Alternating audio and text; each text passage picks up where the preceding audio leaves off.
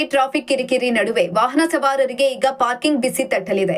ನಗರದಲ್ಲಿ ವಾಹನ ನಿಲುಗಡೆ ಸಮಸ್ಯೆಗೆ ಮುಕ್ತಿ ನೀಡಲು ಮತ್ತು ಅನಧಿಕೃತ ಪಾರ್ಕಿಂಗಿಗೆ ಕಡಿವಾಣ ಹಾಕುವುದಕ್ಕೆ ಮುಂದಾಗಿರುವ ಜೆಬಿಎ ಅಧಿಕಾರಿಗಳು ಪೇ ಅಂಡ್ ಪಾರ್ಕಿಂಗ್ ವ್ಯವಸ್ಥೆಗೆ ಮತ್ತಷ್ಟು ರಸ್ತೆಗಳನ್ನು ಸೇರ್ಪಡೆ ಮಾಡುತ್ತಿದ್ದಾರೆ.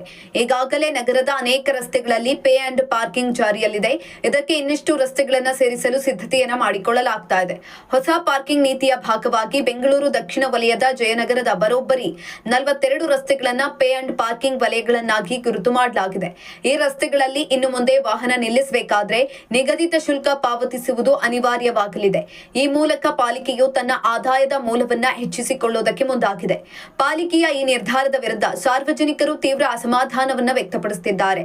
ವಾಹನ ಖರೀದಿಸುವಾಗಲೇ ರಸ್ತೆ ತೆರಿಗೆ ಸೇರಿದಂತೆ ಲಕ್ಷಾಂತರ ರೂಪಾಯಿ ಪಾವತಿಸಿರುತ್ತೇವೆ. ಈಗ ರಸ್ತೆ ಪಕ್ಕದಲ್ಲಿ ಗಾಡಿ ನಿಲ್ಲಿಸುವುದಕ್ಕೂ ಹಣ ವಸೂಲಿ ಮಾಡುವುದು ಜನಸಾಮಾನ್ಯರ ಮೇಲೆ ಹೊರೆ ಹೇರಿದಂತೆ ಅಂತ ವಾಹನ ಸವಾರರು ಕಿಡಿಕಾರ್ತಿದ್ದಾರೆ.